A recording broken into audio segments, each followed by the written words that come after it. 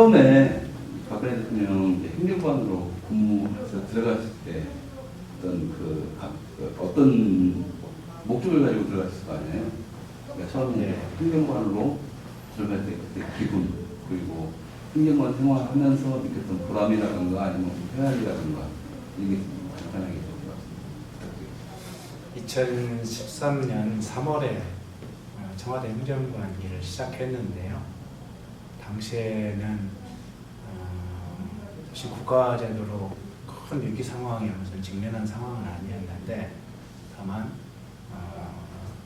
북한에서 계속 북한 핵실험을 하고 있는 상황이었고, 그런 안보적 위기가 누적되고 있는 상황과 또 국내에는 이석기 그룹을 대표하는 종북 세력들이 국내에서 계속 반체제 활동을 하고 있다는 걸 저는 알고 있었기 때문에 그 반체제 활동과 북한의 위협적인 상황이 국내에 어떻게 자유민주 체제를 위협할 것인가, 이런 것에 관해서 상당한 생각을 가지고 있었고, 또 하나는 대한민국 건국을 포함해서 대한민국 탄생과 자체에 대한 이런 자체를 부정하는 일종의 좀 민족주의적인 색채를 띠면서 대한민국 건국을 부정하는 좌파 민족주의 세력들이 점차 득세하고 있는 상황이어서 대한민국 건국의 정통성, 대한민국 역사의 정통성을 위협하는 그런 상황이었습니다.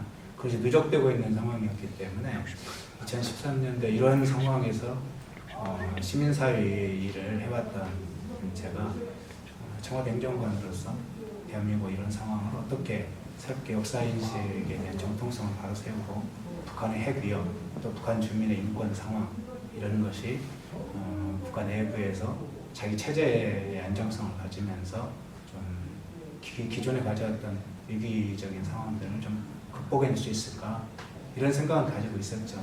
그것과 함께 이 보수파 내부의 시민사회 내에 축적되고 있는 이런 영향들을 좀 더 새롭게 질적으로 좀 변화시켜서 시민사회 내부에 가지고 있었던 단결력의 부족, 정책적 지적 역량, 또 미래를 준비하는 국가 정책 역량, 이런 것으로 새롭게 좀 질적으로 전환되는 그런 걸 보수파 내부의 새로운 미래 상황을 어떻게 새롭게 재편하면서 변화시킬까, 또 그들과 어떻게 적극적으로 소통하면서 우리 사회 문제를 함께 해결할 수 있을까, 이런 고민을 하던 차에 청와대 행정관으로서 그런 일을 좀 더 소통도 하고 국가적 위기 상황에 대해서 점차 새롭게 그것을 준비해가는 그런 심정을 가지고 일을 시작하게 되었죠. 그 내부 청와대 행정관 시절 때 그런 것들이 잘 운영이 되고 하고자 하는 것들 하면서 지금 그 박근혜 정부 안에서 그런 것들이 좀 제대로 진행이 되셨나요? 청와대 이제 대통령 비서실은 대략 인원이 당시 한 430명에서 40명, 그리고 이후에는 한 450명 전후였던 것 같아요. 물론 대통령 비서실에 지금 말씀드리는 비서실은 경호실이라다 이런 인력들 제외하고 순수화 교통 비서라고 하는 비서실 내부의 비서진들이 한 대통령 비서실장 포함해서 한 430명에서 40명 정도로 시작했던 걸로 기억을 하는데, 그래서 당시에 정확히 그 모든 인력들이 이제 뭐 직업적 구성이랄지 그때까지 청와대 오기까지 어떤 삶을 살았는지에 대해서 정확히 실태조사를 한 건 아닙니다만은 대부분 한 70~80% 정도가 일반직 공무원, 각 부처에서 사실상 파견된 공무원들이 다수였고, 한 15%에서 20% 정도가 대략 정당이나 국회에서 의원실에서 일을 했던 그런 국회 관련 관계자들이 차지했고, 나머지 외부 인력이라고 할 수 있는 사람들은 불과 한 1~2%, 2~3%에 불과했는데, 인력 구성을 보면 잘 아시겠지만 사실 우리 사회의 어떤 가치, 노선, 어떤 국가 정책 역량, 이런 것을 통일적으로 그것을 실현할 만한 가치 집단으로서 구성됐는가에 관해서는 상당한 의문을 가지고 있었어요. 그리고 실제 청와대 일을 제가 4년 한 2개월 했는데, 그 기간 내내 가치 집단으로서 공통된 이게 우리 국가의 미래에 대해서 과거 역사부터 미래까지 자유민주주의 세력으로서 또 자유주의 철학과 공통의 미래를 가지고 있는 가치 집단으로서 이게 동료의식이나 결속력이나 이런 것들이 굉장히 취약하다. 인적 구성 자체가 취약하고 실제 국정 운영하면서도 그런 부분에 관해서 인식 차이가 많다는 걸 확인을 했습니다.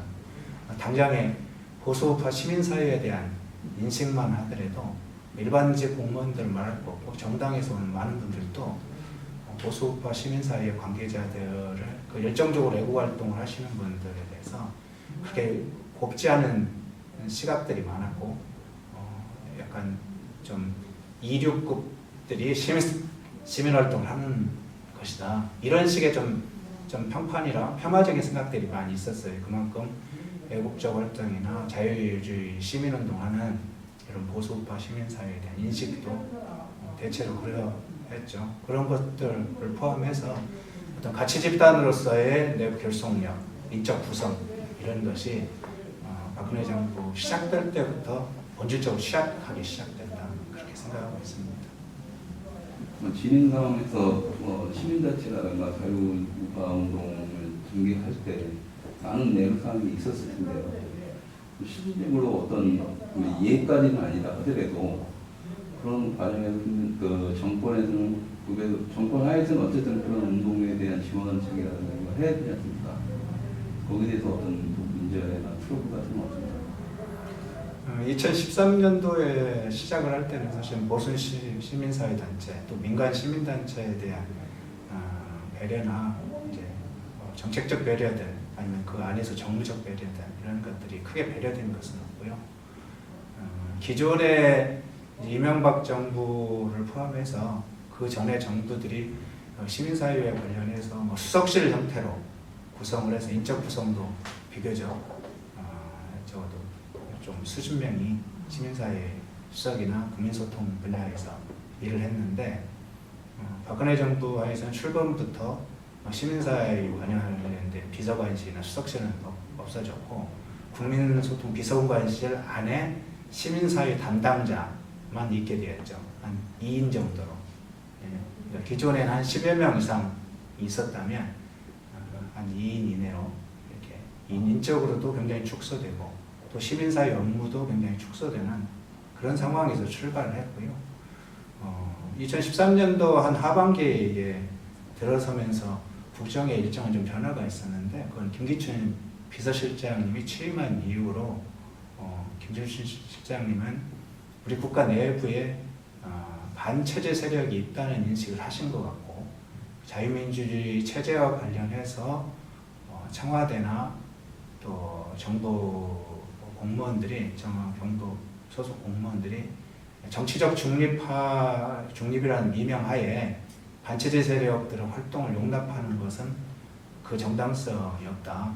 공무원의 공직자의 첫째 책임은 국민의 생명과 안전을 보장하는 일인데 체제 위협을 가하고 국민의 생명을 위협을 가하는 그런 것에 대해서 공직자들이 정치적 중립이라는 이름으로 그 반체제 세력과 싸우는 걸 두려워하는 것은 용납할 수 없는 일이라고 하는 그런 이제 그 생각을 많이 가지고 계셨고 그래서 김기춘 실장님 그런 취지로 비서진들한테 이야기도 하시고 당부 말씀도 하셨던 걸로 기억을 해요. 저도 이제 당시에 공직자들이 대체적으로 그런 앞서 말씀드린 정치적 중립이라는 미명하에 좌우 간에 또 보수 진보 간에 여러 가지 정책 대립을 정면으로 그 사실관계를 확인하고 본질적으로 자유민주 체제를 위협하는 요소를 제거하면서 자유민주화 시장경제 발전적인 방안을 찾고 우리 사회의 국가 역량이나 지적 역량이나 또 대내의적 유기적 역량을 그런 방향으로 힘을 모아야 한다고 생각했는데 대체로 내부의 그런 것들에 대해서는 충분히 누적된 정무적인 또 정치적인 그런 결속력이 약해 있었기 때문에 김기춘 비서실장이 고군분투하시는 상황이 아니었나 이렇게 생각이 됩니다. 저는 이제 시민사회 내에서 비교적 꽤 오랜 기간 동안에 북한 체제를 붕괴시키기 위한 북한 인권이나 북한 자유화 운동을 해왔고 또 한국 사회 정통성, 대한민국 정통성 회복하는 운동을 심사해왔기 때문에 김기춘 실장님이 무슨 말을 하는지를 금방 알아들었고 또 김 실장님이 취임하기 전에도 그런 취지로 그 활동을 해왔기 때문에 그런 것이 청와대나 정부가 장기적으로 그런 체제 안정성을 회복하는 이런 활동을 시스템화하는 문제에 대해 관심을 가졌었는데 하여간 굉장히 그 내부적으로 굉장히 어려움을 그런 과정 겪었어요. 결국 그게 나중에 이제 물론 블랙리스트나 화이트리스트라고 하는 형태로 그 사건이 드러나면서 이러저러하게 정치적 사건으로 휘말리긴 했지만 어쨌든 그런 우여곡절을 그 당시부터 겪고 있었습니다. 그러면 말이 나왔으니까 먼저 이제 그 질문을 주려면 블랙리스트 같은 경우에는 이제 당연한 풍속에 대통령의 권한이다라고 말씀하셨었고, 근데 실질적으로 그 블랙리스트가 만들어졌으며 실질적으로 그 블랙리스트로 인해서 피해를 주거나 했던 적이 있습니까? 블랙리스트라는 것 자체 또 명칭 자체가 적당한 용어라고 생각하지 않아요. 원래 이제 블랙리스트는 일종의 이제 정보 사회 기관 내에서 특정한 세력들을 제거할 대상으로 하거나 또 제거할 대상이 아니더라도 감시할 대상으로 삼을 때 쓰는 용어들이죠. 근데 문화체육관광부에서 리스트 작업을 했던 건 사실은 그 전부터 국가 보조금 문제와 관련 여러 문제 제기가 있었기 때문에 2013년도 9월, 10월부터 국가 보조금 사용이 문제가 지금 많이 드러나고 있다, 이런 보도가 언론 보도에 계속 노출되고 있었어요. 그래서 일부 보조금들은 보조금이 보조금 유용하는 사태도 발생하고 보조금 사용의 효율성 문제도 제기되고 그렇기 때문에 그런 국가 보조금 관련된 언론 보도가 나올 때 당시에 각 부처들은 보조금 사용에 관해서 좀 전수조사를 해야 된다. 전수조사를 하게 되면 당연히 그 사용하는 기관에 대해서 조사를 하게 되죠. 그 기관이 그 자금을 어떻게 사용하는지, 그 어떤 행사를 하고 어떤 목적으로 사용되는지 조사를 하게 되기 때문에 당연히 그 관계된 기관들 또 보조금을 사용하거나 보조금을 신청하는 이런 단체들에 대해서 기본 자료를 확보하게 되죠. 그게 1차적으로 사실 2013년도 하반기에 있었고, 또 하나는 여러 이제 아마 정보기관, 국정원이나 경찰청을 통해서 아마 올라왔을 것으로 제가 알고 있는데, 여러 정보기관에서 이제 정부, 중앙정부나 각 지자체의 그 종북 세력 또는 종북 세력이라 아니라 하더라도 상당히 급진적 좌파 세력들이 그런 여러 형태로 보조금을 신청하고 그것이 반정부 반체제의 어떤 활동 자금으로 사용된다. 어떤 영화계, 문화계라면 문화예술 작품으로 또는 학술단체면 여러 가지 학술 연구나 세미나 이런 다양한 형태로 반정부 또는 반체제 활동 자금으로 사용되고 있기 때문에 국가보조금이 그런 형태로 사용되는 것은 심각한 문제다. 그래서 그런 종북 집단이나 또는 급진적인 좌파 또는 반체제 어떤 세력들이 그렇게 보조금이나 다른 형태로 사용되는 것들에 관해서 조사가 필요하다는 것이 제기되었고, 아마 그런 것들이 누적돼 가면서 그에 관한 TF가 구성된 걸로 좀 알고 있어요. 그래서 다만 이제 블랙리스트가 문제가 됐을 때 마치 일반적인 그 박근혜 정부를 좀 비판하는 모든 인사와 세력 또 단체들을 다 배제하기 위해서 블랙리스트를 만들었다고 하는 언론 보도가 있었는데, 제가 알기로는 초점은 그것이 아니고 앞서 말씀드렸다시피 국가 보조금에 관해서 유용 특정한 본래 목적에 사용하지 않거나 아니면 반체제 반정부 활동에 자금들이 사용되는 것이 사용된다는 문제 제기가 있어서 그런 것들을 해결하기 위해서 조사를 한 걸로, 그게 본래 그 리스트 작업이 작성된 경위로 알고 있고, 실제로 그리고 그 후에 리스트가 작성된 대상자들이 그로부터 어떤 피해를 받았다는 그 사례가 있어 보이지는 않습니다. 그 리스트에는 좌파 인사들만 있었다는 게 아니고 일부는 보수우파 인사들도 있었기 때문에 그게 특정한 정부 비판 세력 또는 좌파를 공격하는 수단으로 사용할 목적이었다기보다는 보조공 정상화 또는 국가 내부 내에서 시민사회 내에서 혹시 그런 국가 완체제 반정부 활동 자금 사용되는 것을 정상화하는 차원에서 진행되었고 그 피해도 실제 직접적으로 가한 적은 없기 때문에 결과적으로도 블랙리스트라고 하는 것이 좌파 배제하기 위한 또 공격하기 위한 수단으로 또는 그 목적으로 했던 것은 아니라고 봅니다. 그 화이트리스트라는 것은 갑자기 블랙리스트 이후에 터져나왔지 않습니까?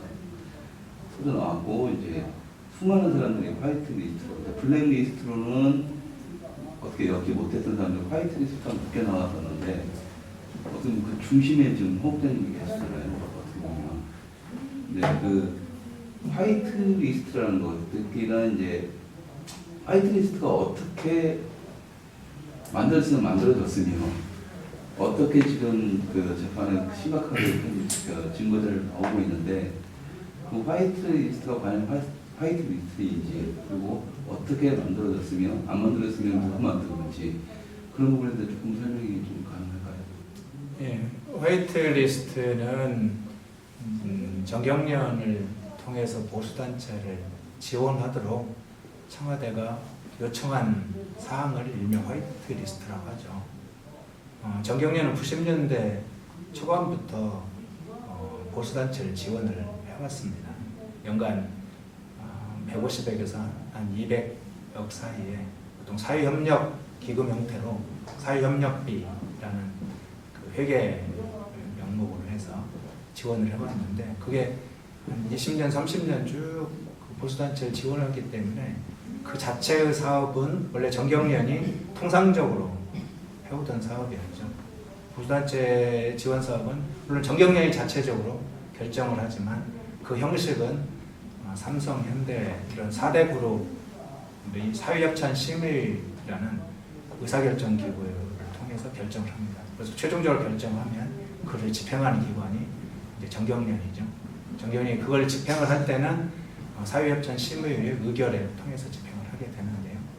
보수단체 지원한 사업은 그런 통상적인 사업이었기 때문에 자체적으로도 정경련에서 시민사회 단체들이 어떤 사업계획서를 제출해서 그걸 심의해서 자체적으로 결정도 합니다만 4대 그룹을 비롯해서 관계자들이 어떤 여러 단체를 추천하면 그 단체들의 사업도 적절히 검토를 해서 그 지원 대상에 포함하고 그런 사례들이 많이 있어 왔습니다. 제가 시민사회에 있을 때도 그런 사례들을 많이 종종 봐왔고요.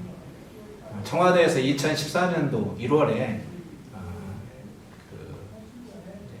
제가 소속돼 있던 국민소통비서관실에서 저희 비서관께서 보수단체 지원을 요청을 한 건 사실이 맞습니다. 정경련 이승철 부의장을 통해서 지원하도록 요청을 했고 실제 그런 임직원들을 통해서 보수단체에 지원되도록 요청한 것은 맞는데 이 사건이 당시에는 청와대가 요청할 당시만 하더라도 정경련과는 비교적 자유민주주의 시장 경제나 이런 것에 대한 좀 동업자 의식 또 가치로서 이렇게 공유된 가치의 집단이라고 생각하기 때문에 상호간에 협력하는 관계 차원에서 협조 요청을 한 것이죠. 무슨 강압적으로 그것을 요청했다기보다는 보수 시민단체들의 역량을 좀 강화시켜서 좀 기울어져 있는 시민사회 한쪽으로 너무 좌파 쪽으로 힘이 쏠려 있고 좌파 쪽에 의해서 좌파들의 주장이 마침 일반 시민단체의 여론인 것처럼 왜곡되는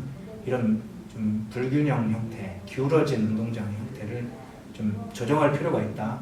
그래서 건전한 보수단체들이 좀 자립적으로 성장할 기반들을 마련할 필요가 있다는 차원에서 정경련이 그걸 한 20, 30년 사업을 해왔기 때문에 그런 장기적으로 하고 있는 사업에 몇 가지 협조 요청을 하는 거죠. 그 단체들이 이렇게 좀 적극적으로 지원을 해서 그런 단체들이 고유 사업들 안정적으로 해갈 수 있도록 요청한 사항인데 그게 그 사건의 시작이고 그게 2014년도 1월에 시작돼서 2016년 약간 상반기까지 진행된 약간 만 4년 정도 이렇게 3년 정도 이렇게 진행된 사업이죠. 그런데 이제 그 사업과 관련해서 검찰에서 2017년도 이 사건을 본격적으로 다루기 전까지만 하더라도 정경련도 청와대가 요청한 사업에 대해서 비교적 굉장히 호의적이고 적극적인 입장이었고 또 가능한 청와대가 요청한 사항들에 대해서 같이 협력하는 차원에서 적극 지원하고 돕겠다는 그 의사를 밝혀왔었죠. 그런데 2017년도 이제 본격적으로 이 특검이 이 사건을 수사하게 되면서 특검과 검찰의 입장에서는 정경련과 청와대가 가해자와 피해자의 관계가 아니라 동일한 집단 내부에서 협조를 요청한 사항이라고 할 경우에 이게 사법 처리를 할 대상은 어렵기 때문에 가해자와 피해자를 만드는 구도로 특검과 검찰은 그 사건의 본질을 청와대가 가해자이고 정경련이 피해자인 것을 구도를 바꿨고 또 정경련 관계자 특히 상층에 있는 그 임원들의 경우에도 당시에 여러 가지 심리적 압박, 또 정치적 압박, 또 사법적인 어떤 구속될 것에 대한 두려움 이런 것들이 복합적으로 작용한 것으로 보여요. 그래서 기존의 협조 요청 차원에서 요청한 사항들이 어느 순간부터 진술이 강압적인 요구에 의해서 본인들이 두려워서 그것을 할 수밖에 없었다는 식으로 진술을 전체적으로 다 바꾸게 되고 그래서 임원들과 임직원들이 이제 특검이나 검찰 수사 전 과정에서 그런 기조로 그래서 청와대가 강압적이고 강제적으로 요청해서 그 두려움과 의구심 때문에 그걸 수용해서 어쩔 수 없이 보수단체를 도와줄 수밖에 없었다는 그런 가해자 피해자 구도로 전체적인 상황에 맞춰서 본인들이 피해자 스포를 하기 시작했죠. 그래서 특검에서 여러 진술 내용도 그래서 피해를 당한 것처럼 여러 가지 진술을 하게 되고 실제 일부 진술 중에는 사실이 과장되거나 실질적으로 발언되지 않았거나 또는 일부는 사실이 없었거나 이런 것들이 그들 내부 필요에 의해서 그 거짓 진술이나 과장된 진술이 많이 나오게 됐죠. 그래서 이 사건의 본질은 가해자와 피해자가 있는 사건이 아니고 자유시장 경제를 세제적으로 공통으로 인식하고 있는 청와대 관계자들과 정경련 관계자들이 필요에 의해서 보수단체 지원 사업을 지속적으로 해오던 것에 대한 협조 요청 차원에서 그 협조 요청이 정경련 차원에서 충분히 수용 가능하다라고 판단돼서 시작된 일이고 그래서 진행된 일이고 3년간에 그런 데서 특정한 업무적으로 크게 갈등을 일으킬 만한 부분이 몇 가지는 있습니다만 대부분 큰 문제 없이 진행되어 왔었던 것이죠. 그리고 이 사건은 사법적으로 단죄될 성격이라기보다는 정치적인 사건 차원에서 우리 흔히 말하는 여론 또는 언론 또 국민들 일반이 정치적으로나 정무적으로 판단할 사안의 영역이라고 봐요. 이 사건 자체도 화이트리스트든 블랙리스트든 다 대통령 비서진과 관련되어 있는 것은 대통령 통치행위 범위에서 이루어진 거기 때문에 대통령 통치권에서 이루어진 범위에서 되는 것들이 사법적 단죄가 되기 시작한다면 국가 통치권을 행사하기가 어렵죠. 그래서 그런 사건에서 본질 자체도 그렇고 이 대통령 비서진이 관련됐다는 것은 통치행위역 차원에서 해석돼서 그것이 만약 비판되고 단죄되어야 한다면 그건 정치적으로 평가돼서 굉장히 강하게 비판할 수 있습니다. 사법적으로 단죄를 할 영역인 것은 아니라고 생각하고 있습니다. 어쨌든 화이트 리스트로 인해서 구속이 되셨습니다. 그리고 지금 재판을 남겨두고 있고요. 근데 이제 그 결정적인 게 어떻게 보면 이제 정경련이 그러니까 지원을 바꾼 일종의 배신이었었는데 그 믿었던 협업 관계를 봤을 때 배신이었었는데 정경련이 왜 그런 선택을 했는지 아까 그 부분이 있겠지만 아무리 그래도 좀 이건 아니다 하는 부분이 있는 것 같고요. 그리고 그것이 정상적인 걸로 얘기가 됐으면 사업장까지 내려올 필요가 저는 없었다고 보는 사람이거든요. 중간에 시험 문제라는 흐름만 있었고, 근데 건너뛰어서 비서관급에 다 하다가 갑자기 황교안님이 구속이 됐거든요. 그 과정들이라든가 정경련이 왜 그런 선택을 해야 됐는지 거기에 대한 설명을 좀 부탁드리겠습니다. 제가 작년 10월에 구속된 이후로 정경련 관계자들의 진술 기록을 보게 되었는데 그 진술 기록을 보니까 상당히 황당한 진술들이 많이 있었습니다. 제가 구속된 상당한 사유가 될 만한 것들을 정경련 그 실무자들이 진술을 했구나 이런 걸 느끼게끔 진술 기록했는데 상당히 그 안에는 악의적인 그런 내용이 많이 있었습니다. 그러니까 예를 들면 제가 정경련 관계자들한테 보수단체 지원 현황에 대해서 분기별로 이렇게 2015년도에 받았는데 그런 상황을 정경련 관계자들이 대체적으로 한 6월, 9월 또는 연말 이렇게 되면 이 상황을 알려줬거든요. 그 상황을 알려줄 때 마치 제가 굉장히 강력하게 압력을 넣어서 심리적으로 압박을 해서 당사자들이 굉장히 괴로울 정도로 그런 상황을 만들어서 마치 당시에 현황 보고서를 받은 것처럼 진술을 했고 또 당시에 보수단체 관계자들의 일부 원로분들이 좀 제 시기에 지원이 되지 않으면 그런 상황들에 관해서 저희 비서관께서 당시 임원들이나 또 저 또한 실무자한테 일부 진행된 상황이 어떤 거에 대해서 제가 몇 번 여쭤본 적이 있어요. 그러면 그쪽에서 사업 현재 계획서 검토 중이다. 또는 결제 지금을 받고 있는 중이다.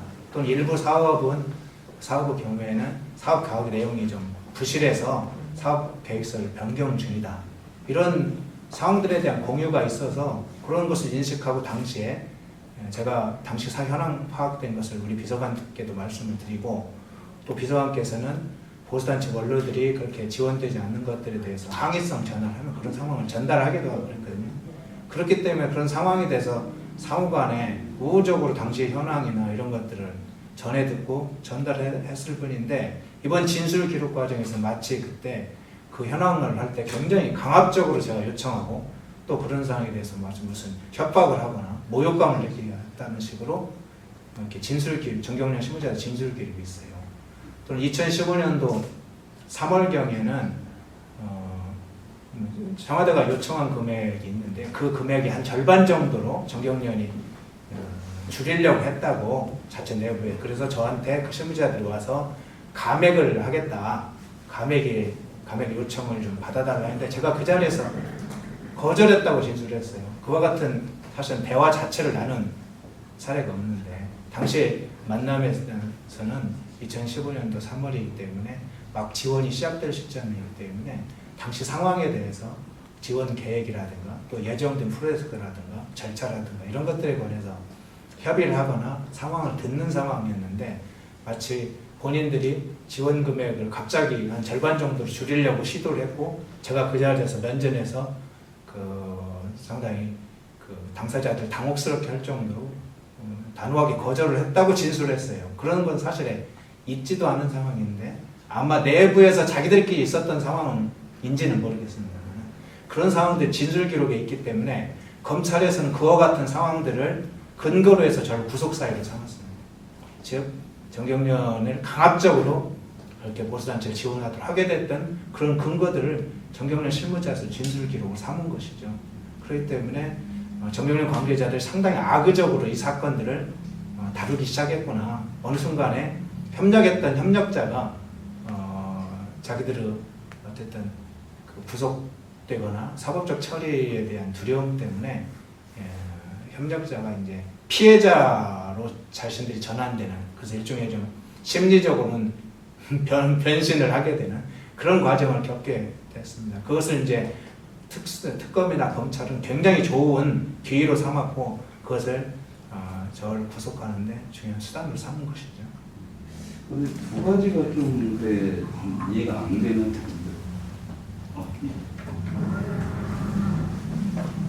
두 가지가 좀 이해가 안 되는 부분들이 있는데요. 첫째가 뭐냐면 그 정경련이 배신을 왜 해야 되는지 자기들이 살겠다는 걸 알겠는데 그 타겟이 그러니까 위에 공중전 처치는 기획국제는 조윤선 장관을 옥매는 쪽에 동의를 했으면 저는 상관이 없는데 정경련의 공습 대상이 왜 그런 게 아니라 화현준 행정관이었냐 라는 거죠. 왜? 그러니까 정경련 정도의 덩어리면 김기춘 조윤선 했으면 됐는데 왜 중간 단계 다 무시되고 실무자였던 화현준만을 구속시킬 수밖에 없었느냐라는 것이 저는 좀 일반인들도 좀 이해가 안 가는 부분입니다. 그러니까 그 부분에 대해서 아까 말씀드린 악의적으로 지금 화현준만을 공격했다고 하는데 얘네들이 왜 타겟을 화현준으로 잡았는지에 대한 이것이 해결되지 않으면 사람들이 헷갈리는 거죠. 왜 위에는 최홍주가 있었는데 최홍주는 멀쩡한데 화현준이 어떻게 갔지? 이런 식이에요. 그래서 최홍준은 바른미래당 갔기 때문에 다 좋고 이런 말이 있습니다. 이 부분이 해결되지 않으면 화영정원님의 진심에 대해서 약간 오해하는 사람들이 생길 수도 있거든요. 예, 이제 저는 두 가지라고 합니다. 제가 구속된 사유는 전경련 실무자 중에 이름을 밝히기는 이 자리에서 이름을 밝히기는 좀 그렇습니다만 전경련 실무자 중에 특정한 정치적 목적, 즉 개인의 이제 정치적 어떤 진출과 관련해서 자신들의 뜻대로 시민단체를 움직이고자 했던 정경련 실무자가 있었습니다. 그런 정경련 실무자 본인의 개인적인 어떤 정치적 구도와 청와대가 그런 것 관련해서 여러 가지 요청사항들이 상당히 거슬렸던 것 같습니다. 그리고 실제로 그 거슬렸던 것이 검찰의 진술 과정에서 악의적으로 진술하게 됨으로써 제가 구속될 경우에 정치적으로 상당히 타격을 받을 것이다 라고 하는 그런 정치적 판단을 한 것 같아요. 그런 것들이 정경련 내부 일부 실무자들의 어떤 정치적 판단에서 영향이 미쳤던 게 하나 있고, 또 하나는 특검과 검찰의 이제 수사 과정에서 제가 좀 미운 털을 좀 받지 않았나, 좀 일종의 타겟이 또 되기도 하지 않았나 이렇게 생각이 드는데, 2017년도 초반에 특검에서 저를 2차례 불렀을 때 저를 결과적으로 조사를 하지 못했어요. 그게 이제 일명 화이트리스트 사건을 조사를 하겠다고 해서 저를 소환을 했는데, 소환 과정부터 제가 호락호락 가지 않았고, 또 소환을 한 이후에도 관련해서 이 정경련을 통한 보수단체 지원에 관해서 수사를 하려고 했을 때 제가 이 특검은 최순실 특검인데 왜 최순실 특검과 관련된 최순실 특검법과 관계가 없는 이런 정경련의 보수단체 지원권을 조사하느냐, 이건 특검법에서 조사할 대상이 아니다고 하는 것을 문제 제기를 했습니다. 그리고 특검법에 있는 것처럼 이의 제기를 할 수 있기 때문에 이의 제기를 하게 되면 48시간 내에 서울고등법원에서 그 사건의 조사 대상이 아닌지 조사 대상인지를 판결할 수 있도록 그렇게 이의 제기 사항이 있어요. 그래서 제가 최순실 특검법에 기초해서 당시의 특검의 검사에게 조사 대상이 아니기 때문에 난 수사에 응하지 않겠다. 그리고 만일 저를 조사를 하겠다 한다면 제가 이의 신청을 내겠다. 그래서 고등법원에서 조사 대상이 되니 특검에서 조사를 하라라고 판결이 나오면 내가 조사를 받겠다. 이렇게 이의 제기를 했고, 그러니까 그러다 보니 특검하고 굉장히 다투게 되는 상황이 있었고요. 두 번째는 조윤선 장관에 관련해서 법정 증언을 하게 되었는데, 그 법정 증언에서 검찰이 원하는 답변을 해주지 않았습니다. 즉 검찰에서는 증언의 내용이 자신들이 원래 짜놓은 그 프레임에 블랙리스트 관련된 사건에 원하는 증언을 원했을 텐데, 물론 저를 증언에 요청한 건 검찰에서 요청한 건 아니고 그 조윤선 장관 측에서 요청한 건데, 그 증언 내용이 검찰에서 원하는 것으로 답변이 나오지 않았고, 그러자 제가 위증했다고 검찰에서 유증죄를 걸었습니다. 그러니까 특검이나 검찰의 그런 수사 과정, 또 법정 증언과 관련된 과정에서 제가 상당히 좀 검찰 내부에 손을 좀 봐줘야 되는 대상으로 타결됐던 것 같고, 실제 검찰의 조사를 받는 과정에서도 어느 날은 한 22시간 쉬지 않고 조사를 받은 적이 있거든요. 아침 10시에 시작해서 다음날 8시 넘어서까지 쉬지 않고 한 22시간 정도 조사를 받은 적이 있는데, 뭐 그 외에도 보통 한 16시간, 17시간 조사를 받은 것이 몇 차례 있습니다. 그런데 그 과정에서 당시 특검에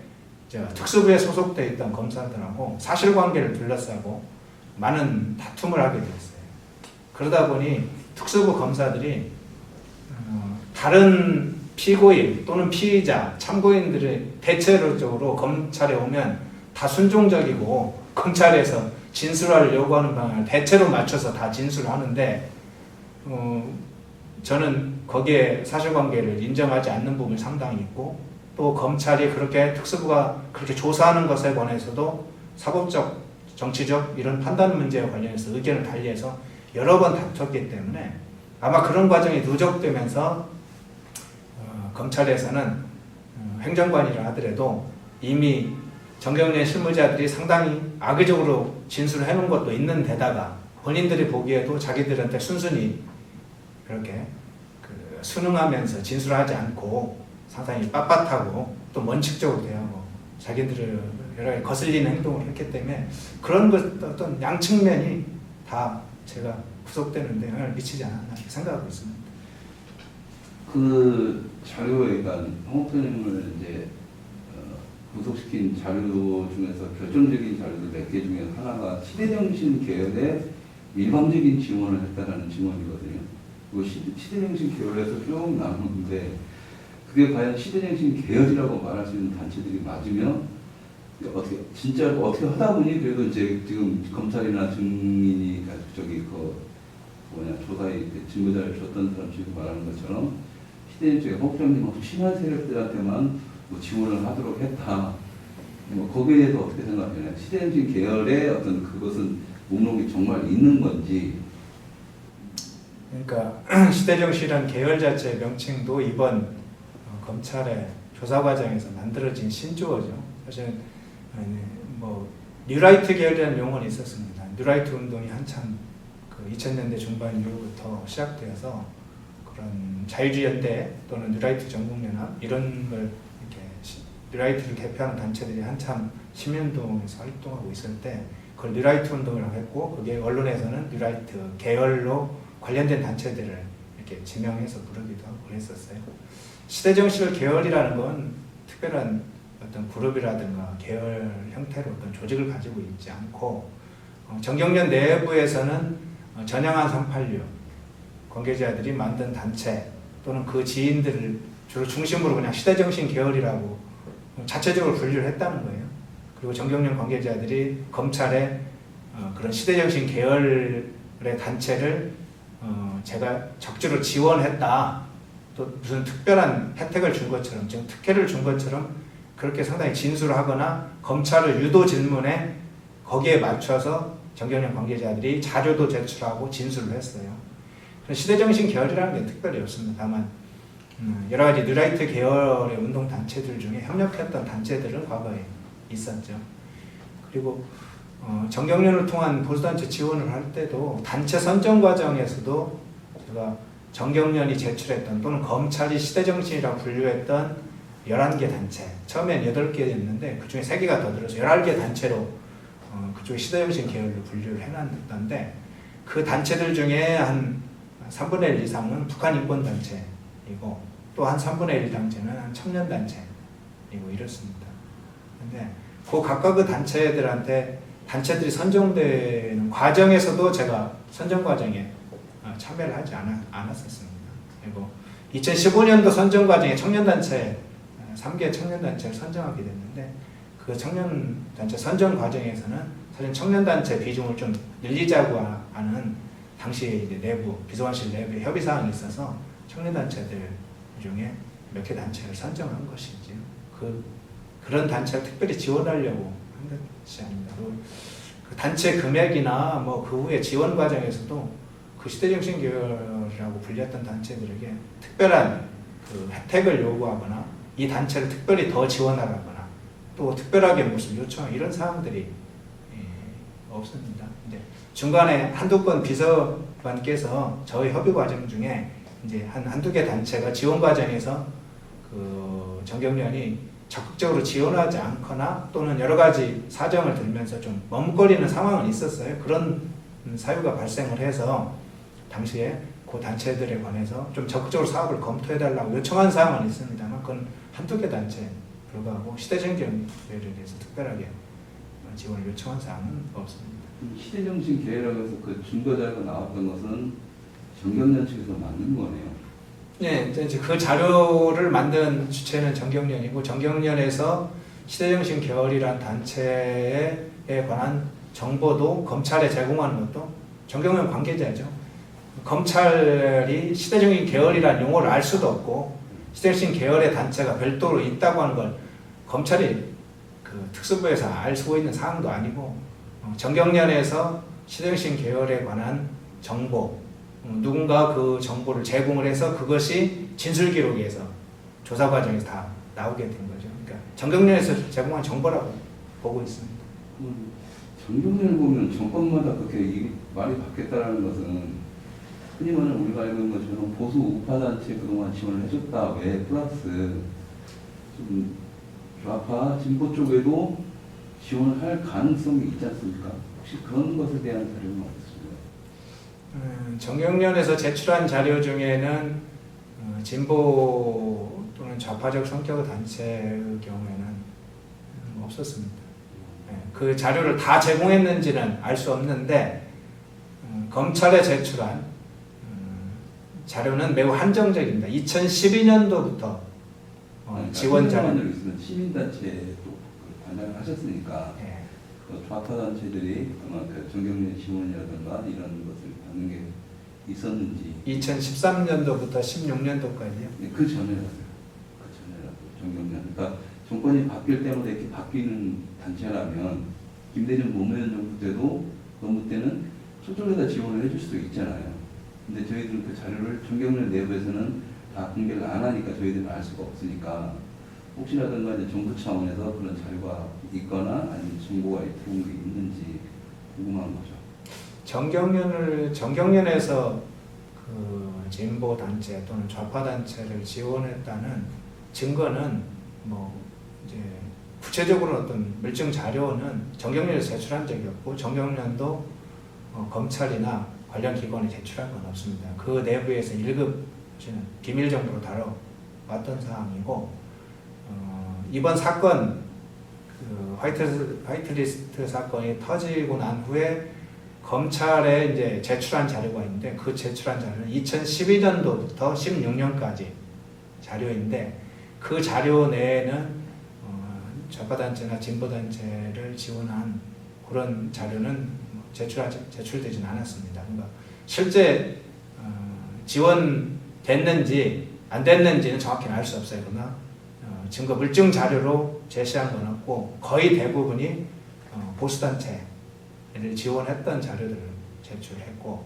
2012년 이전의 자료나 상황은 정확히 모르지만 제가 청와대에 들어오기 전에 들은 이야기에 의하면 정경련과 대기업들이 여러 진보단체, 대표적인 진보단체를 후원하고 있다 이런 이야기는 많이 들었고 실제로 후원 현장에서 제가 여러 차례 관련자들을 목격하기도 했습니다. 후원하는 걸. 그렇기 때문에 다만 사업 계획에서 사업을 지속적으로 어떤 형식으로 지원하는지에 대한 세부적인 사항들을 파악한 것은 없습니다. 그러면 이제 다음 이제 넘어가면 이제 마지막으로 다음 정경련 관련 마지막으로 하태경 의원이 탄핵 그 청문회를 할 때요. 청문회 할 때 이재용 회장부터 해가지고 부회장부터 해서 그 이수철 부회장까지 이수철 부회장이 아니라 부회장까지 해가지고 정경련 해체를 요구했었거든요. 그때 좀 생뚱맞다 싶었는데 어쨌든 지금 돌아가는 모양들을 보면 정경련의 존재의 의미가 이미 사라지는 건 아닌가 하는 생각이 들어서 그 하태경과 좀 친분이 있으시잖아요. 그 발언의 배경에 대해서 조금 확실히 아시는 부분이나 이해가 되시는 부분이 있으실까요?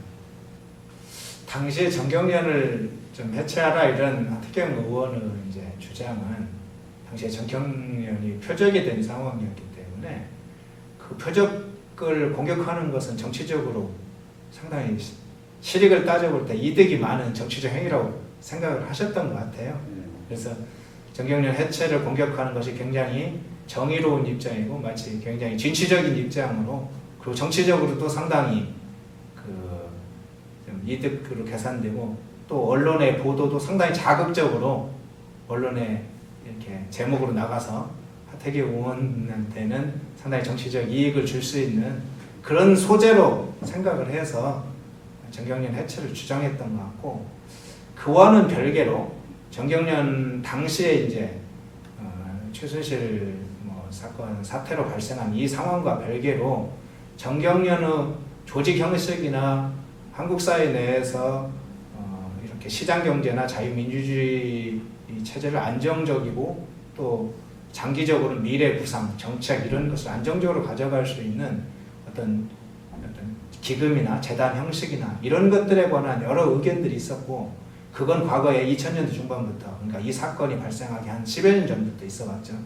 그 당시에 이제 여러 좀 선진적인 학자 또는 보수 원로들 일부 중에서는 또는 보수 중견 학자들의 의견 중에는 정경련이라는 형식보다는 그런 형식은 지금 대한상공회의소라든가 무슨 경총이라든가 이런 경제단체가 있기 때문에 그런 경제단체 기업들의 그런 창구 역할을 넘어서 미국의 어떤 싱크탱크 모델 같은 브루킹스 연구소랄지 이런 기업 연구소랄지 이런 미국의 상당히 수준 높은 국가 정책, 경제 정책을 조사하고 분석하고 연구하고 정책을 대안을 제시하는 이런 어떤 장기적으로는 그런 정책이나 재단 이런 것으로 전환하는 것이 훨씬 더 좋은 어떤 모델이다. 그래서 정경련을 그런 조직으로 전환시키는 것이 훨씬 좋다. 그리고 정경련 내부의 관계자들도 점점 정경련이라는 것이 굉장히 관료화된 조직 그리고 이렇게 기업과 국회 또는 기업과 정치권들을 중간에서 매개한 일정한 좀 브로커 역할 같은 걸 하면서 자신들의 어떤 정치적 경제적인 이익을 주로 상당히 중개하는 당사자로서 하게 되고 또 보수 시민단체에도 상당히 권위주의 과학적 행동을 한다는 소리도 들리고 그렇기 때문에 이런 관료화되어 있는 그런 경제단체 형식보다는 좀 더 정책화되고 어떤 국가 어떤 미래를 설계하고 대안을 제시하고 어떤 가치를 연구하는 이런 어떤 연구나 재단으로 조직을 변경하면 좋겠다 하는 의견들이 많이 있었고 그런 것의 반영으로서 정경련 해체라고 하는 것으로 또는 정경련의 조직을 전환하지 하는 것으로서는 상당히 여러 사람들이 공감을 하고 있었습니다. 가장 민감한 이제 어쨌든 그렇게 해서 구속을 당하셨습니다.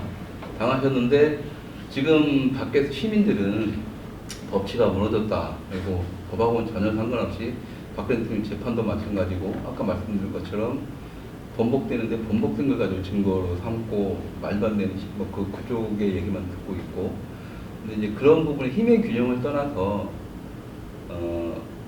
이 법적으로 했을 때 지금 검찰이라든가 지금 재판 과정에서의 어떤 굉장히 이건 법치가 무너졌다라고 느낄 수 있는 부분들이 혹시 계셨는지 그리고 있으면 어떤 것들이 있는지 좀 설명이 좀 필요할 것 같거든요. 그러니까 실제적으로 지금 일반 시민들은 법치가 무너졌다는 건 그냥 단순하게 박근혜 대통령이 막 말도 안 되는 이유로 구속됐다 이거밖에는 모르고 안에 어떤 일이 벌어지는지 잘 모르기 때문에 그런 부분들을 설명해 줘야 일반 시민들이 더 굉장히 이렇게 위험한 대한민국이 좀 위험하다라는 걸 느낄 수 있을 것 같습니다. 그래서 해줄 수 있는 범위 안에서 좀 말씀을 해주시면 고맙겠습니다. 검찰의 수사 과정이나 제가 구속되는 과정에서 여러 이제 사실관계나 사례들을 확인하게 됐는데요. 검찰의 수사 과정에서도 사실관계 확인 작업에서도 검찰이 상당히 사실관계를 확인하는 것을 주요하게 관심을 두고 있는 게 아니라 구속시키거나 사법적으로 처벌하는데 목적을 두고 또는 목표를 두고 거기에 맞춰서 자기들한테 편리한 그 진술을 유도하거나 거기 일부 사실관계에서 그런 근거로 삼을 만한 것들만 추려서 구속하거나 사법적 처벌 대상으로 삼는다는 것을 많이 보게 됐습니다. 예를 들면 정경련 관계자 중에 윤주진 주무관이나 권순범 팀장이 검찰의 진술 과정에서는 제가 여러 가지로 강압적으로 심리적으로 압박을 했고 또 상당히 위협을 가하고 또 이런 여러 가지 진술을 이렇게 했는데 또 어떤 경우에는 사실관계에서 그런 사실이 없는 2015년도 3월에 감액을 요청했는데 제가 그 자리에서 만난 자리에서 거절했다고 하는 이런 것들은 사실관계에서 있지도 않은 일이거든요. 근데 어쨌든 검찰은 그걸 가지고 구속 사유로 삼았는데 이 당사자들이 이 법정의 증언자로 나왔습니다. 그래서 검찰에서 신문도 하고 또 저희 측 변호인이 반대 신문을 하게 되는데 그 반대 신문 과정에서 검찰의 진술 내용들을 하나하나 사실관계를 확인했어요. 그 사실을 확인하는 과정에 당사자들은 그 당시에는 정확히 지금 증언 내용으로 증언을 해보니 기억에 좀 불확실하다 또는 어떤 경우에는 제가 그와 같은 그 자리에서 그런 것을 한 사실이 없다. 특별하게 발언하지 않았다. 그렇게 그리고 강압적으로 하지 않았다. 그래서 검찰의 진술과 정반대의 또 진술을 하기도 했습니다. 즉 당사자가 정경련 관계자가 검찰의 진술 과정에서는 제가 상당히 강압적이고 또 감액 요청을 그 자리에서 거절하고 하는 그런 마치 이 사건의 주범처럼 진술을 해놓고 또 법원에 증인으로 나와서 증언할 때는 또 그런 사실이 없다. 이렇게 해서 또 반대의 진술을 했습니다. 그런데 그런 증언이 나온 후에도 물론 그 당사자도 그에 관해서 그 사실관계에서 반성했다거나 자기가 그때 검찰에서는 어쩔 수 없이 좀 거짓 진술을 하게 됐다는 거 이런 것을 이런 얘기를 했다는 거 듣지도 못할 뿐만 아니라 검찰도 법정에서 그 당사자들이 다른 증언을 하는데도 그 후로 또 최종 결심을 할 때도 그 과정에서도 검찰이 새로운 사실관계를 법정에서 확인했음에도 기존의 사실관계 확인한 거하고 다른 사실관계 확인했으면 수정을 해야 됨에도 수정하지 않습니다. 그러니까 자신들이 그냥 구속하려고 했던 거, 사법 처리하려고 했던 그냥 사실관계 차원에서 그냥 하는 것을 그대로 또 법원에 제출합니다. 그러니까 이 검찰은 그런 어떤 사건의 사실관계를 여러 가지 정황, 사실과 증거, 자료 이런 것에서 잘 살피고 따져서 팩트를 확인하고 사실에 근거해서 사법적으로 처리할 대상인지 아닌지를 구분하는 게 아니라 정치적으로 또는 검찰 조직상 이런 권력의 어떤 지위를 받는 상황에서 거기에 맞춰서 정치적으로 단죄를 해야 되는 그 필요에 의해서 거기에 맞춰 다 프레임을 짜고 그렇게 증거자를 수집했다는 것이고요. 검찰의 그런 과정들이 이번 수사에서 많이 확인되었습니다. 또 제가 조사받는 과정에서도 특정 사실관계에서 검사와 상당히 사실관계를 다퉜습니다. 그래서 이건 사실이 아니다. 이건 정경련 관계자들이 정경련 자신들이 피해자라고 하는 것을 통해서 사법적으로 그 피해 처벌되는 것을 피하기 위해서 만들어내는 또는 과장된 증언이라고 해서 제가 사실관계를 부인했는데 그 사실관계를 부인한 과정에 검사가 이런 얘기를 해요. 당시에는 제가 피의자 신분이었기 때문에 피의자를 제 이름을 지칭하면서 만약 이렇게 진술할 경우에는 판사가 당신을 어떻게 보겠냐, 좋지 않게 볼 것이다. 그럼 당신 구속되지 않겠냐 하고 직접 제 진술을 판사가 좋지 않게 볼 것이니 그래서 구속되거나 사법적으로 유죄를 받게 될 것이니 검사 자신이 요구한 대로 이렇게 해야 사법적 처벌을 범할 수 있다는 식으로 답변의 진술 내용조차도 제 진술을 변경하도록 요청하는 또는 그 사법부의 판단이 부정적으로 판결될 것이라고 한 것을 미리 적시하면서 그 답변의 진술을 좀 다른 자신들이 원하는 방향으로 진술하도록 유도를 하기도 했습니다.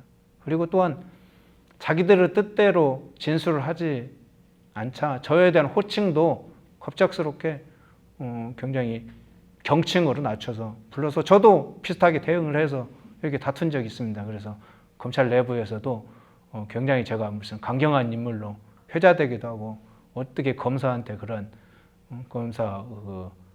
검사라는 명칭을 붙이지 않고 그냥 이름만 불렀다고 해서 굉장히 뭐 회자된 경우도 있어서 다른 검사들이한테 더 아마 좀 그 미운 털이 박히지 않나 이런 생각이 듭니다만 어쨌든 검찰이 사건을 다루는 데 있어서 정치적 사건이든 아니면 일반적 사건이든 그 사실관계를 입증하는 그리고 이 사건이 진짜 죄가 있는지 없는지를 다루는 것이 아니라 자신들이 정치적 목적 또 프레임을 짜놓은 것에 맞춰서 거기에 반대의 증거가 나오면 그 반대의 증거를 배제해버리는 이런 것을 전 조사 과정이나 그 법정 증언에서 많이 보았습니다. 그래서 검찰이 이게 그 진실의 정의의 그런 공권력이 아니고 권력의 또는 자신들의 검찰의 어떤 권위나 검찰의 어떤 권능 이런 걸 유지하기 위한 어떤 마치 조직되어 있는 그렇게 특정 권력에 지배받고 있는 그런 조직이라는 것을 이번 수사 과정에서 많이 보게 됐습니다. 법정에서 그러니까 판사분들에게서는 그런 것들이 없었나요? 지금 보면은 판사들도 똑같아 더 심하다 뭐 이런 말도 들릴 정도로 지금 이제 뭐 그 공개적으로 하는 그 재판을 받고 그걸 보고 오신 분들이 항상 그런 말씀을 하시는데 그 당사자로서 직접 체감했던 것들 중에 그런 부분이 있으면 그러니까 법정에서의 불법적인 어떤 경험, 법치가 무너진다는 경험 같은 건 없어요. 재판부가 뭐 특정 부분에 관해서 딱 어떤 입장을 발표한 건 없습니다. 다만 재판부 운용 과정에서 재판의 피고인들이 주장하는 바가 전적으로 그 법정에서 제대로 진술되고 사건이 확인될 수 있도록 그런 법정을 운용했느냐 하는 문제와 관련해서는 의견이 엇갈릴 수 있습니다만 전반적으로 진행 운용의 과정에 있어서는 일반적으로 재판에서 진행되는 그런 상황이었기 때문에 그 자체로 재판 운영 과정에서 상당히 어떤 좀 불법적이거나 좀 너무 지나치다 할 정도로의 그런 상황이 두드러지게 나타나는 것은 아니었습니다. 그러면 이제 마지막으로 민감한 질문일 수도 있는데요. 민감한 질문일 수도 있는데 그 박근혜 대통령 재판을 다 포함해서입니다. 재판 과정에서 그러니까 아까 말씀드린 정경련도 그렇지만 재판 과정에서 어쨌든 박근혜 대통령한테 어떤 수혜를 받거나 같이 그 정권에서 뭔가를 했던 사람들 중에서 그러니까 조윤선 장관이나 김기춘 실장님 같은 다 포함해서입니다. 주위에서는 지금 주변에서는 들리는 소문은 자기들이 너무 힘드니까 결과적으로 검찰이 원하는 대로 넘어갔다 뭐 이런 말도 들리고 아니면 아예 처음부터 그냥 자기 살기 위해서 그냥 술술술 불고 빠져나간 사람도 있다 뭐 이런 얘기도 들리는데 혹시 그 전체적인 재판을 같이 받고 계시니까요. 그런 분들이라든가 아니면 뭐 그런 분들에 대한 이야기를 들으시거나 아니면 보신 적이 있으신지 좀 여쭙겠습니다.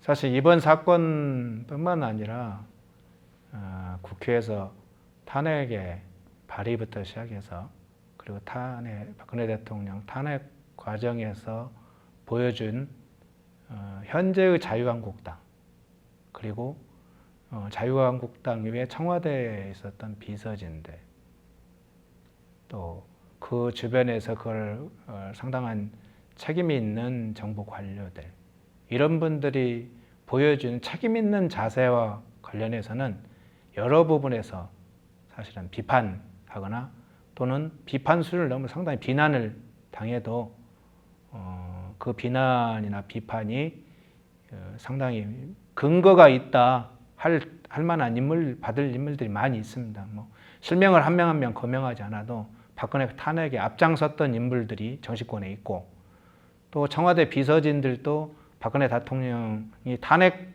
과정에서도 상당히 무기력하거나 그 국면에 관해서 정확히 분석해서 적극적으로 그런 상황을 뭔가 국민들한테 박근혜 대통령에 쓰여져 있는 잘못된 언론의 선전선동 또 뭐 수많은 좌파 진영 내부에서 박근혜 정권을 붕괴시키기 위해서 진행되어 왔던 각종 음모 이런 것들의 사실관계 그리고 뭐 최근에 재판 진행되고 있는 뭐 태블릿 PC 이런 것들을 포함해서 그런 것들의 진위 여부를 정확히 책임 있는 제가 포함되어 있던 물론 청와대 비서진들 또 관계 기관들이 그것을 제대로 파헤치고 국민들한테 그것을 제시할 의무가 또는 책임이 있음에도 상당 부분 방기했습니다. 당시 정치적 상황이 특정 세력의 지위에 집중적으로 정치적으로 특정한 상황으로 몰리고 있었고 거기에 일촉즉발의 폭력적 상황도 동반될 수 있는 그런 상황이었다는 건 사실이지만 그런 국면 하에서 그 국가나 사회를 책임지고 있던 지도부들 또 정치권에 안에 있었던 분들은 상당히 그런 것에 대해서 책임 있는 자세로 임해야 했고 박근혜 대통령이 혼자 외롭게 싸우는 상황들을 만들면 안 되는 상황이었습니다. 그러나 박근혜 대통령 외에 배수진을 치고 전선에 서서 그것을 목숨을 걸고 지키겠다 해서 그걸 지킨 사람이 많지 않고 오로지 홀로 외롭게 살아가던 고독한 많은 시민들이 그것을 지켜보던 시민들이 나서서 그 자유시민들, 애국시민들이 나서서 시청에서 대한문에서 나와서 태극기를 들고 이 탄핵의 부당성에 대해서 그리고 언론에 의해서 또는 일부 특정 정치 세력이나 특정 어떤 세력들에 의해서 왜곡되거나 또 특정 모함당하고 있는 이런 상황들에 대해서 호소하면서 탄핵의 부당성을 이야기하는 것 외에 정치 지도자들이 나서서 용기 있게 그걸 말해준 사람들이 그렇게 많지 않았습니다. 매우 소수 일부가 그것을 호소하긴 했으나 다수의 책임 있는 정치인들은 다 외면했습니다. 그게 친이든 친박이든 다 그런 현장에서 그런 비겁한 짓을 또 책임 있는 자세를 갖지 못하고 스스로 자기 살 길만 찾아가는 그런 행태를 정치적 행태를 보였습니다. 그것이 만일 탄핵이 정당했다면 그 탄핵이 정당했다는 것으로 또 책임을 져야 될 당사자들임에도 불구하고 마치 그들에게는 자신들이 해왔던 정치적으로 누려왔던 그간의 기득권은 항상 앞장서 누려왔음에도 그런 위기 상황에서는 기득권을 또 잃지 않으려고 그 비슷한 행태를 또 반복했습니다. 그런데 이번 사건에서도 블랙리스트, 화이트리스트 사건에서도 비슷한 상황이 발생했습니다. 이건 그간의 제도권에 있던 보수 우파를 자청했던 제도 정치권들이 얼마나 뭘 가치적인지 자기 가치와 노선이나 국가를 운영할 때 책임 있게 그 소신과 애국적인 자기의 신념과 또 한 국가나 사회를 책임졌으면 그에 대해서 책임져야 할 상황이 있으면 자기 자신부터 책임을 지겠다는 자세로 그런 것들이 훈련되어 있지 않고 그런 인식이 없었다는 것이죠. 그렇기 때문에 블랙리스트 화이트 사건에서도 탄핵 상황과 비슷하게 자신이 먼저 책임지겠다. 자기가 한 일에 대해서 책임지겠다. 그리고 응당한 처벌을 받겠다. 그리고 당당하고 정당하게 그 정당성을 이야기하고 대의 명분을 이야기하고 사실관계를 증명하고 그것이 검찰에서든 법정에서든 일관되게 그게 진행되어 했음에도 불구하고 모두 자기의 문제로만 자기만 살려고 하는 그 상황을 피하고 싶은 그런 피해서 어쨌든 그 상황을 면하고자 하는 그런 것에 너무 심리적으로나 정서적으로 또 정치적으로 판단을 하다 보니 결국은 탄핵에서 나타났고 블랙리스트 사건에서도 나타났고 화이트리스트 사건에서 비슷하게 나타나고 있는 거죠. 근본적으로 이건 그 제도권에 있었던 또는 우리 국가 사회의 상층에서 비교적 정치 사회를 이끌고 있다는 보수 우파 진영 상층권 내부가 굉장히 정치적으로나 정신적으로 굉장히 썩어 있다는 것이죠. 그런 것을 개선하지 않고는 보수 우파 정치 미래는 불투명합니다. 그래서 이번 사건을 계기해서 배워야 할 것은 그렇구나. 역시 가치와 지적 역량과 노선과 애국적 양심과 그런 철학을 가지고 있는 그런 그 보수 우파 진영이 새로 태어나야 되고 새롭게 결속해야 되고 또 그 가지고 있는 사람들이 이 어려운 국면을 뚫고 나가야 되는 거구나. 그래서 제도권에만 맡길 만 아니고 제도권 내에서도 끊임없이 그걸 성찰하고 변화하도록 해야 되겠지만 비제도권 내에서도 그런 것이 변화가 일어나도록 선도하고 하는 역할이 필요한 시기라고 그렇게 생각합니다. 이제 마지막으로요. 이 영화를 보실 관객들, 그러니까 미국 쪽이나 유럽, 해외 쪽에서도 많이 보시고 더 많이 보시는 게 부역자가 많았기 때문에 지금 부역자 2, 3도 역시도 해외에서 많은 교분이 보실 겁니다. 부장님께서 이제 이 영화가 사람들한테 보여서 지금 계속 저희랑 계실지 시사에 있을지 아닌지 모르는 상태이지만 그래서 미리 그분들한테 아니면 태극기 집회가 지금 다 사분으로 되어 있잖아요.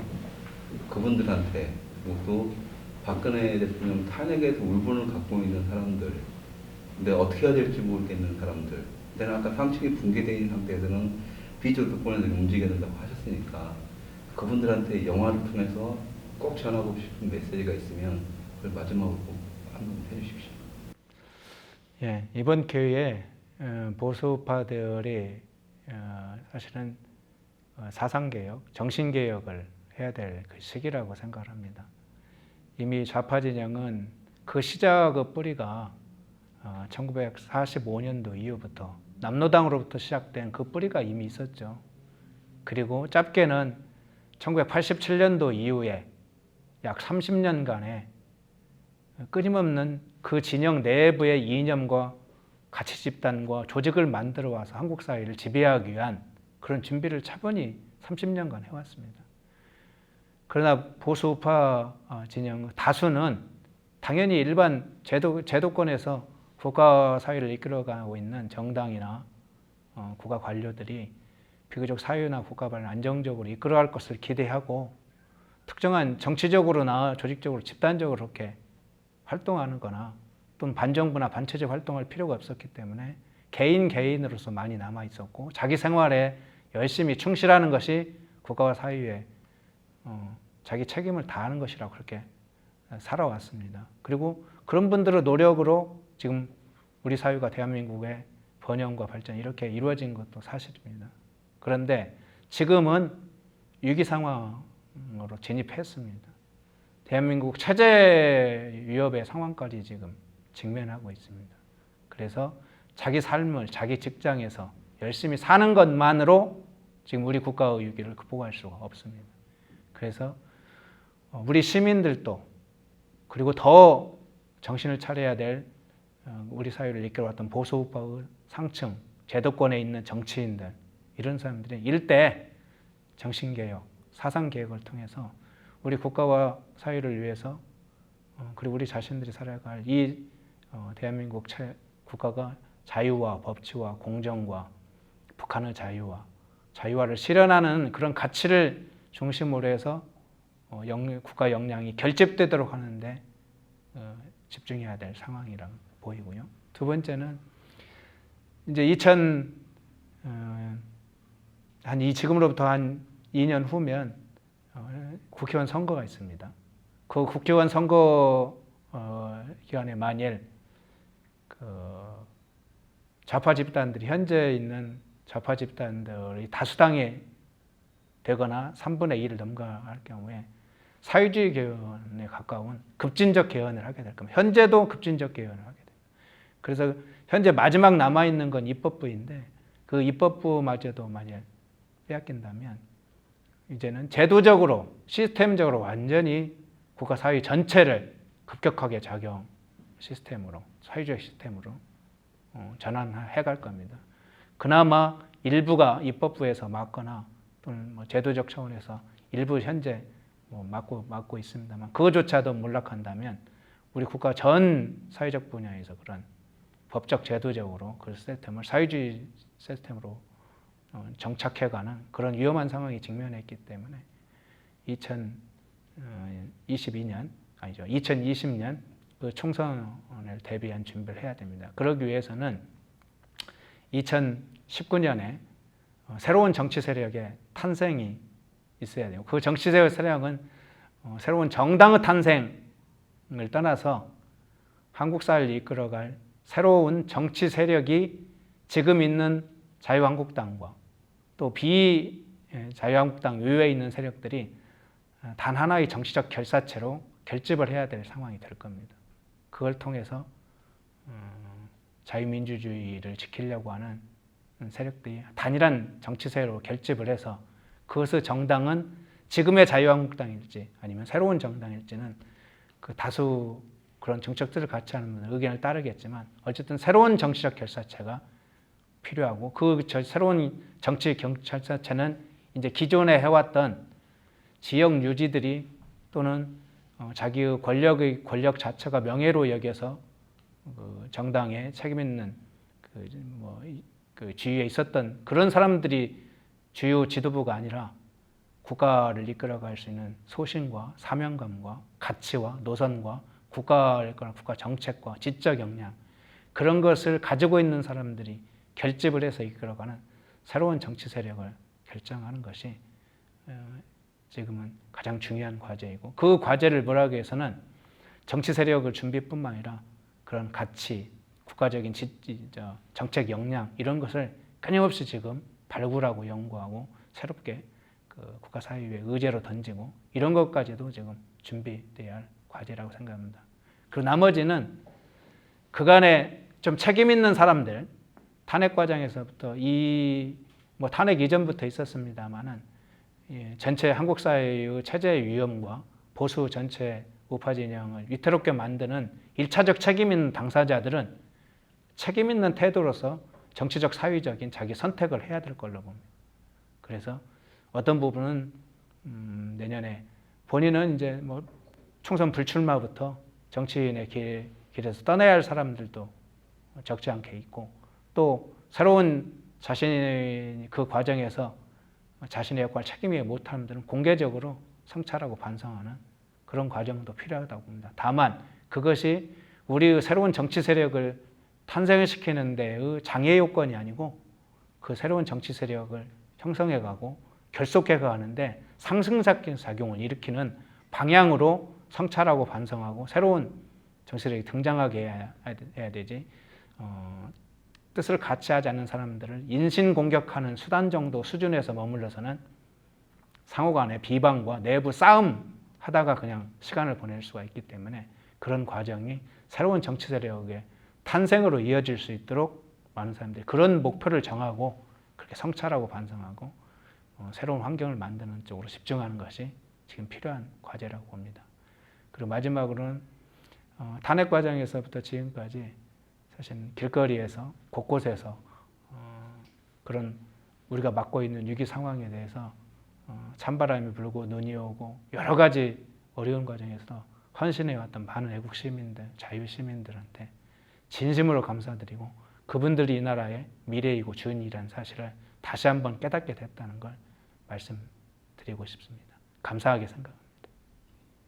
변함없이 내 생각과 또 내가 해온 일에 대해서 응원하고 지지해준 사랑하는 아내 우리 민주 씨 그리고 사랑하는 딸 사랑하는 아들 잠시 가족을 떠나지만 곧 다시 돌아오겠습니다. 건강하게 돌아오겠습니다. 사랑합니다. 길게 해주세요. 네. 길게 봐야 되잖아요. 길게 말하기가 어려워.